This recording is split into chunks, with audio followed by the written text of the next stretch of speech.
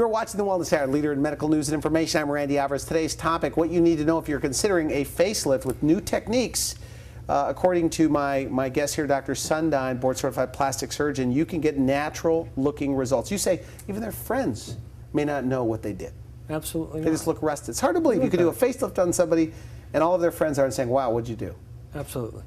Really? Yes. I mean, you hear that from patients? Yes, absolutely. I mean, the downtime is very minimal from these procedures, even a full facelift. Okay. And they get back to their lives very nicely. Now, what are some of the reasons you hear when they come in, why they're getting a facelift? Well, it's interesting. I think for the women patients, it tends to be they're either kind of looking in the mirror and they're feeling like they're getting older and things like that. Or many times there's an event that's coming up where they want to look better for it. My son's graduating from college and I want to look good in the photos, or my daughter's getting married in 6 months and I want to look nice for the pictures and I don't want to look old. And so frequently for women, I think those are the cases. Or they're just getting in the mirror and they feel like they look tired or sad or angry. I mean, do they want to look prettier? They want to look sexier? What do they say? Do they say any of these things? I think what they want to do is look back to when they were youthful. Okay. And I don't think that, you know, if the expectation of a facelift is you're going to look different, I don't think that's the facelift I'm going to give you. The facelift I'm going to give you is to restore you to hopefully 15 to 20 years younger. Have you ever had somebody say that, where the partner, the spouse, whatever, says they look 20 years younger? Yes. Yes, and can a 70-year-old look 50? Yes, and 70's young today. And I've had wives who have not wanted their husbands to get it done because then they feel like their husband's going to be too attractive for them. Okay. So they're worried that their husband's going to be more. Let him get old. Right. Let him get old. I'll get the facelift and look nice. But now what about the men that you say that oftentimes will talk their wives or spouses or whatever out of a facelift because they don't want them to look done? Right, and I would say that that's not a fear with the facelift that we produce. I think if you looking at our previous patient, our after patient, she doesn't look done. She looks soft. She looks, you know, with again that heart-shaped face. Is that always in the hands of the surgeon? I think it's absolutely. And I know we're trying to stay positive today, but there are some noticeable, stretched, tight facelifts. I always think, is that a person that just didn't heal well? Is that a smoker? Or is it the technique? I think it's the technique, and you really I think do? It's fully in the hands of the surgeon producing it, yes. Okay. Now, one of the things, and I'm telling you we're out of time, but one of the things that I've never heard before, you were saying that you like to, and I can't find in my notes, that set people up for their second facelift. Yes. Tell me about that. Well, with the technique we use, what we do is you think about a patient who's coming in and they're 50 and they want to look nice. And let's say you get your 15 to 20 years out of it. Because you're going to live to be 90, I guess. You're going to live to be 90 or 100 anymore. Okay. And so if you're still interested in looking nice, you're probably going to need a secondary facelift.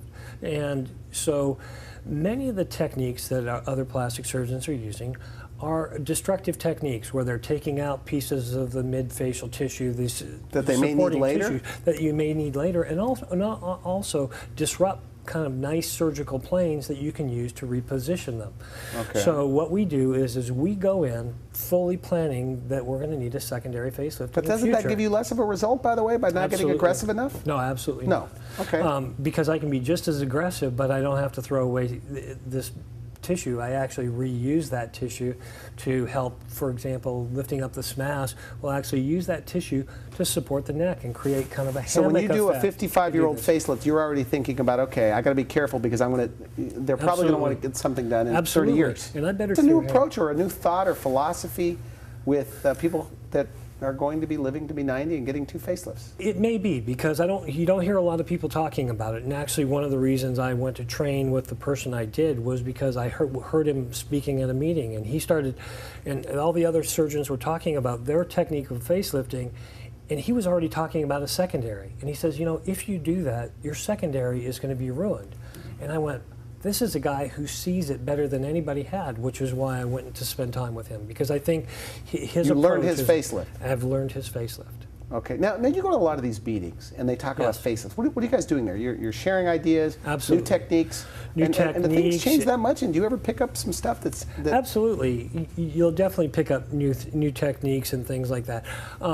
I don't think so much in terms of facelifting. What I've been really more learning lately is just adjunctive techniques. I think Meaning? Use of, like recently in the last few years, has been the use of like fat grafting, which has been a really, I think, a good adjunct.